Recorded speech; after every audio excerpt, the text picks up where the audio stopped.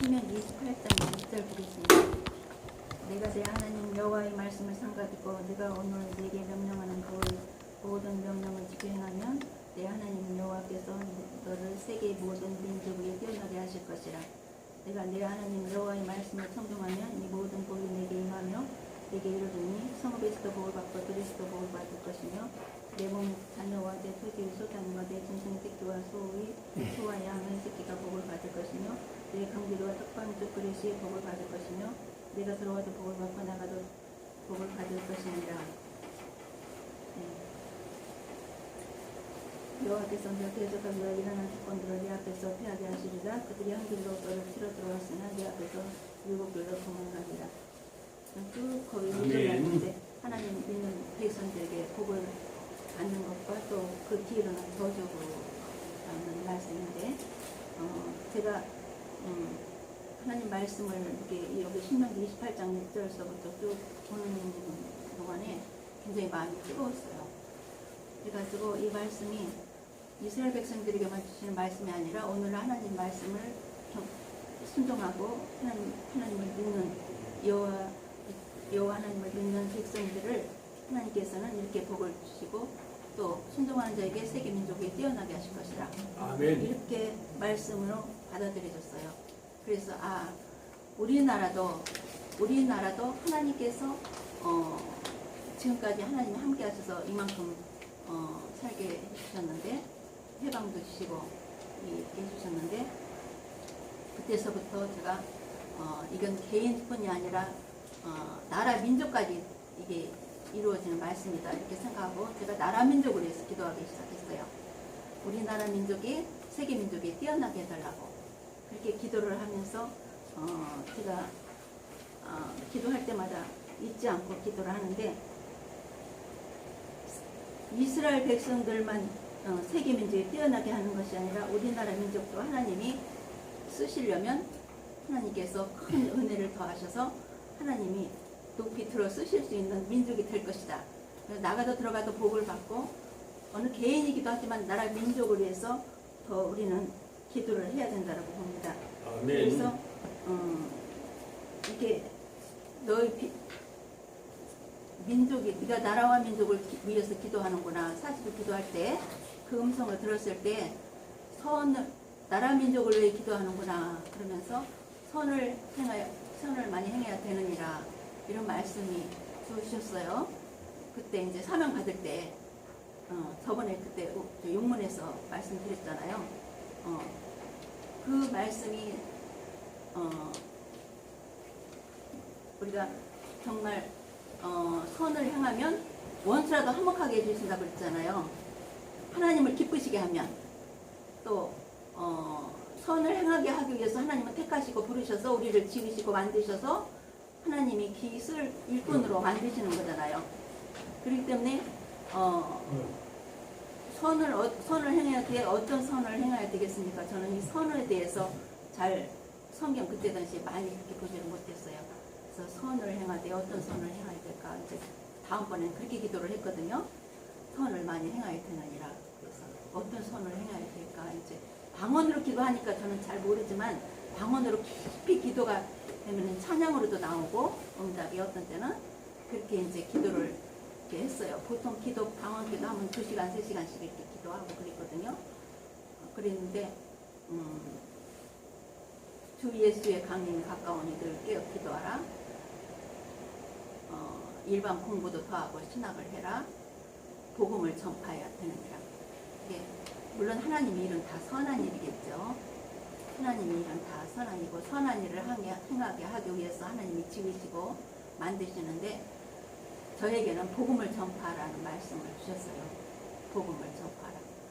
물론 예수 그리스도께서 하나님 뜻이 계셔서 이 땅에 보내주심으로 우리 인류의 죄를 대속하기 위해 속죄제물이 되어주심으로 우리가 그분을 믿음으로 제사함받고 구원을 얻고 그가 죽으셨다가 3년 만에 부활하시고 승천하시고 다시 오실 것이 핵심의 복음이라고 하지만 우리가 하나님의 일은 다 복음이라고 볼 수 있습니다. 근데 이 말씀을 붙들고 하나님 앞에 나라 민족을 위해서 기도를 했는데 너희가 빛을 빛이 행하면 착한 거 이런 거 진실함이잖아요. 우리가 성도들을 목사님들이 성도들을 양육하면 말씀으로 양육해서 성도들이 어느 정도 장성한 믿음이 되면 세상에 나가서 정말 빛이 되고 소금이 될 수 있는 그런 일꾼으로 성장할 수 있도록 길러야 된다라고 봐요. 우리가 그냥 모였다 흩어지는 것이 아니고 또 물론 성경 공부도 가르쳐서 성도들을 어느 정도 좀 이렇게 교육을 하지만은 교회에서들 그렇게 교육을 하지만은 성도들이 세상에 나가서 직장에 나가면은 예수 믿는다는 걸 숨겨요. 왜? 술자리도 가야 되고, 어느 정말 어떤 때는 불의에 가담할 수도 있는 거고 그렇게 나약한 사람들이 많다고요. 성도들 하면은 강하고 담대하게 빛의 갑옷을 입고 담대하게 거기서 불의와 싸워야 되는데 불의와 싸우지 않고 세상은 그냥 관여를 안 하고 교회만 왔다 갔다 하는 그런 신앙으로 신자로 키우면 안 된다라고 보거든요. 아멘. 그래서 세상에 나가서 정말 빛이 되고 소금이 될 수 있도록 그렇게 능력 있는 사람으로 불의와 맞서 싸울 수도 있고 거기서 진실하게 착한 거 이런 거 진실함으로 하게 되면 언젠간 알아주거든요. 예.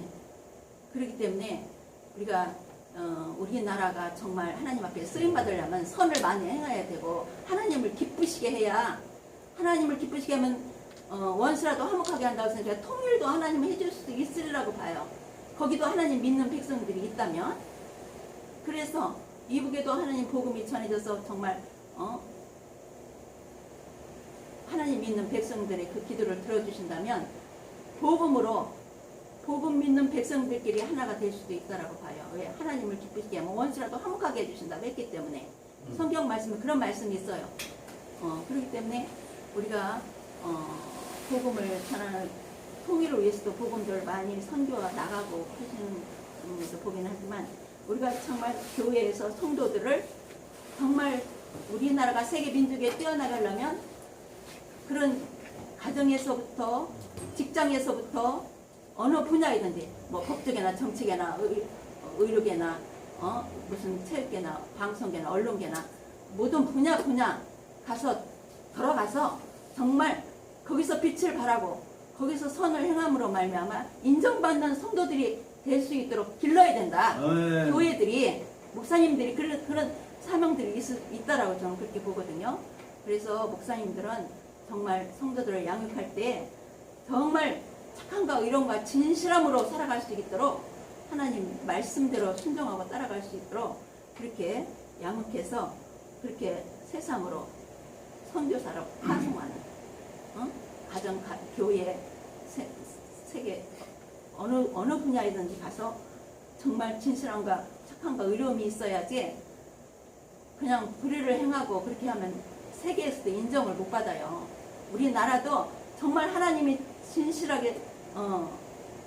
진실하게 쓰시려면 그렇게 이 세계에서 볼 때 저 한국은 정말 믿을만해. 정말 저 한국은 하나님이 함께 하시는 걸 보여줘야 돼. 그렇게 하나님이 함께 하시는 걸 보여줘야 정말 우리는 하나님을 믿어야 되겠구나. 그걸 본받아야 되겠구나. 이렇게 해야 된다고 봅니다. 그렇게 해 나가야 된다고 봅니다. 제가 간증을 한 가지 잠깐 하게 된다면 우리가 환자 치유에 대해서도 저번에도 말씀드렸잖아요. 그래서 한 사람 얘기를 또 하겠습니다. 한 사람 이렇게 관절 같은 데 이런 데가 많이 아프셔가지고 돌아가시러 이제 오셨어. 큰 아들네로 오셨는데 야구르트만 먹어도 자꾸 꼴깍꼴깍 약을 너무 많이 잡수셔가지고 꼴깍꼴깍 넘기셔서 얼마 못 사신다고 오셨어요. 이제 그랬는데 그 아들이 교회가 싸움이 일어나가지고 다니다가 어렸을 때 할머니 따라서 다니다가 안 다녔대요. 안 다녔다는데 그 아저씨가 청와대 기자도 하고 그랬대요. 그랬는데 우리 보고 예배를 초청을 했어요. 자기 어머니를 위해서 예배를 드려달라고. 그래서 그때는 제가 평신도 집사였고 구역 인도자였어요.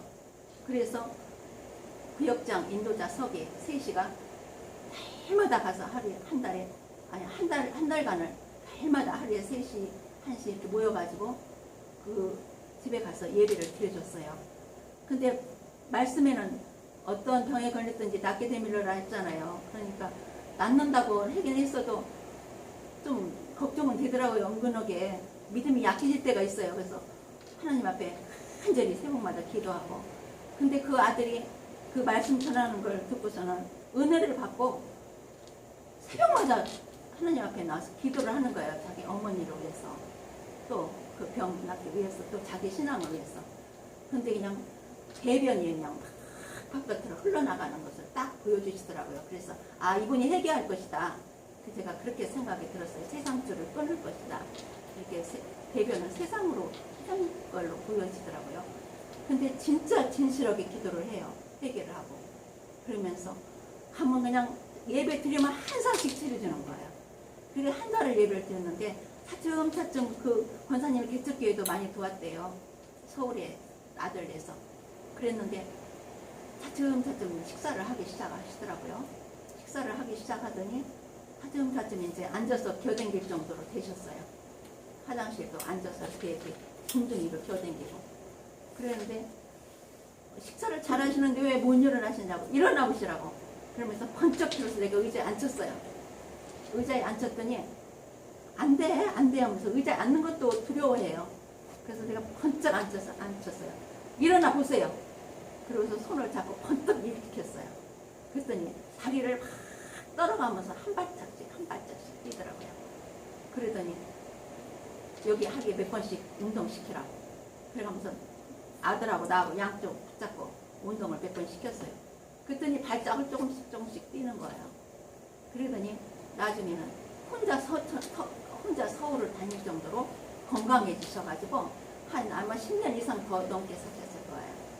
그렇게 건강하게 회복됐어요.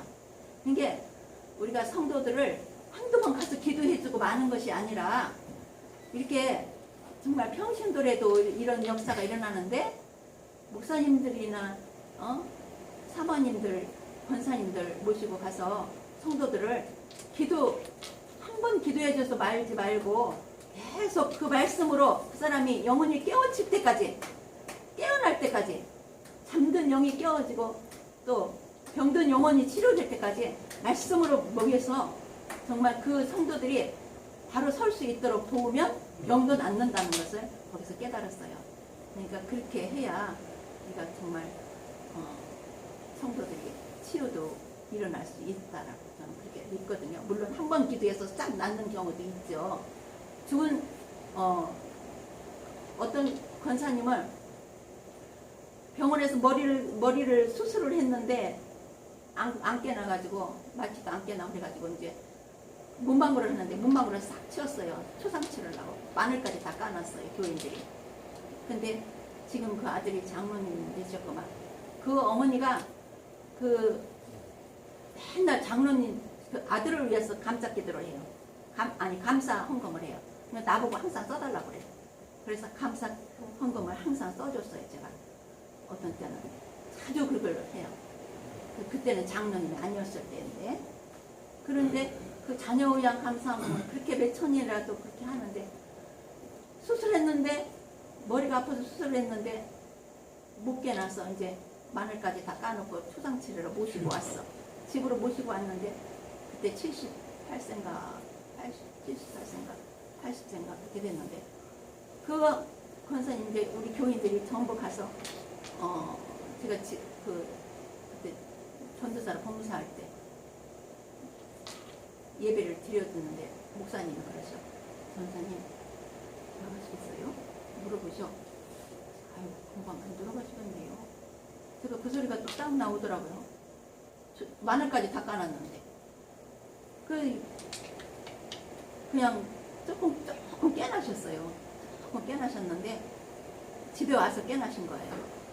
그래가지고 차츰 이제 내가 날마다 예배 드리러 갔어요. 기도해주고 예배 드리고. 교인들은 한 번 기도하면 끝이잖아요. 근데 저는 매일 갔어요. 가서 예배 드려주고 기도해주고 이제 차츰 식사를 하는데, 하루는 그래요. 하얀 백합화 꽃이 이렇게 자기한테 오더래요. 그렇게 봤다고 그래요. 그러면서 차츰 식사를 하기 시작하더니 그분도 한 10년 넘게 사셨어요. 건강하셔가지고. 우리가 하나님은 못하실 일이 없다라고 봐요. 하나님은 못하실 일이 없다고. 그래서 우리가 정말 주변에든지 성도들이든지 하나님 믿는 백성들이 믿음이 연약하면 또 시험에 들면 넘어지고 쓰러지고 병들고 고통당하고 하지만 그런 사람들을 새 힘을 주고 정말 함께 예배드리고 기도할 때 하나님은 역사가 일어난다는 것을 저는 말씀드리고 싶습니다. 아멘.